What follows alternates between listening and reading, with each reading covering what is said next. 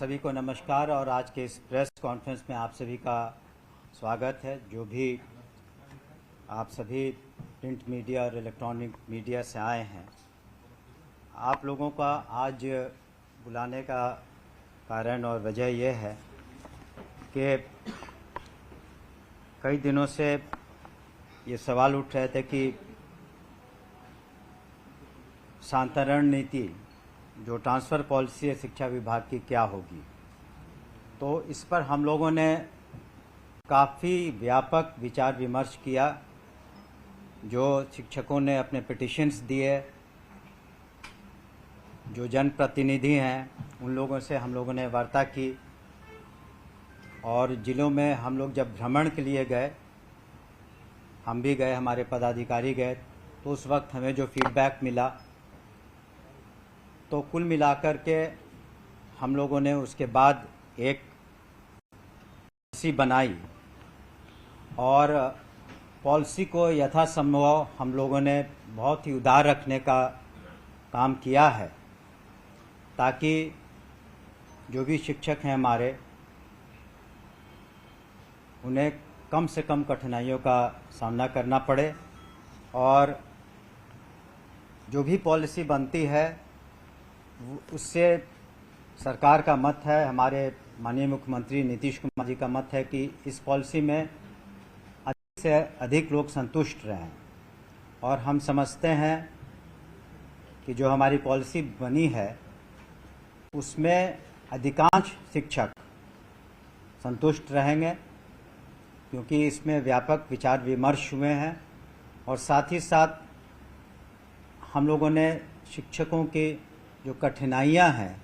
उनको भी मद्देनज़र रखते हुए ये नीति बनाई है। और इस नीति में हम लोगों ने ध्यान दिया है कि न सिर्फ जो सक्षमता जिन लोगों ने पास किया 1,87,000 से ज़्यादा, या बीपीएससी के थ्रू जो लोगों ने परीक्षाएं पास की हैं और जो ज्वाइनिंग किया है 2.25 लाख से ज़्यादा, या कुछ और लोग हैं जो पुराने शिक्षक हैं 1995 के कमीशन पर, तो सभी लोग अपना इसमें पिटिशन्स दे सकते हैं। एक समय सीमा हम लोग निर्धारित करेंगे और एजुकेशन डिपार्टमेंट के पोर्टल पर उसको अपलोड करेंगे और हम लोग उसमें उन लोगों को 10 ऑप्शन देंगे। शिक्षकों को 10 ऑप्शन देंगे, काफ़ी ऑप्शन देंगे, 1 2 3 4 5 6 7 8 9 10 ऑप्शंस रहेंगे उनके पास। और यथासंभव हम लोगों ने कोशिश किया है कि जो शिक्षक हैं अपने ही ज़िले में रहें।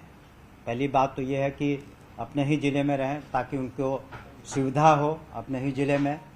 और बीपीएससी के भी जो पास कर चुके हैं या सक्षमता, वो भी इसके हकदार रहेंगे, या पुराने जो शिक्षक हैं। तो जो हम लोगों ने नीति बनाई है उसकी प्रतिलिपि भी आपको हम देंगे, उसमें व्यापक सब कुछ लिखा हुआ है। लेकिन हम लोगों ने ये ध्यान रखा है सबसे पहले कि अगर किसी को असाध्य रोग हो या गंभीर बीमारी हो या फिर दिव्यांगता के कारण या फिर मानसिक कोई समस्या हो, तो इन सबों को हम लोग काफ़ी उच्च प्राथमिकता देंगे। उन लोग पर हम लोग विशेष ध्यान देंगे कि उनके बीमारी इत्यादि के कारण उनके इलाज में दिक्कत ना हो और उनको सुविधा हो। ये हमने पहले भी ये बात रखी थी। और उसके अलावे जो वैसी महिलाएं हैं जो विडोज़ हैं या किसी कारणवश सिंगल हैं, तो उन लोगों के बारे में भी हम लोगों ने विशेष ध्यान रखा है। और महिलाओं का जहाँ तक प्रश्न है, गृह पंचायत से हट के पुरुषों को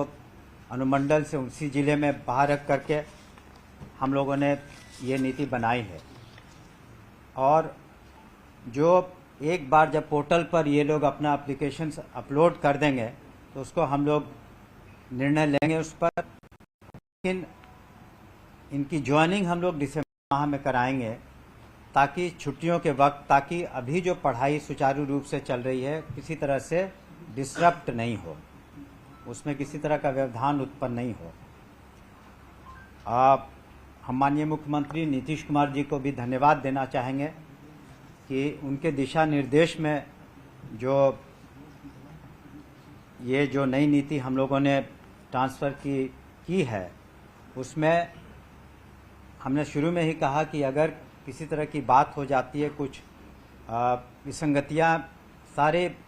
मेहनत और सभी फैक्टर्स को हम लोगों ने लिया है, कोशिश की है,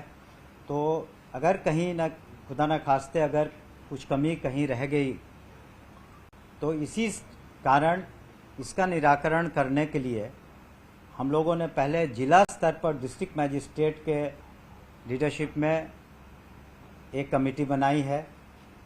कि वहाँ जिला स्तर पर इसका निराकरण हो सके, या फिर डिविजनल कमिश्नर के लेवल पर भी हम लोगों ने कमेटी बनाई है। और विभाग का तो अधिकार रहेगा ही हस्तक्षेप करने का। तो अगर किसी को किसी तरह की परेशानी है या इस ट्रांसफ़र नीति के अधीन भी कुछ विसंगतियां रह गई हों, तो उसको हम लोग इन कमिटीज़ में एड्रेस करेंगे। तो हर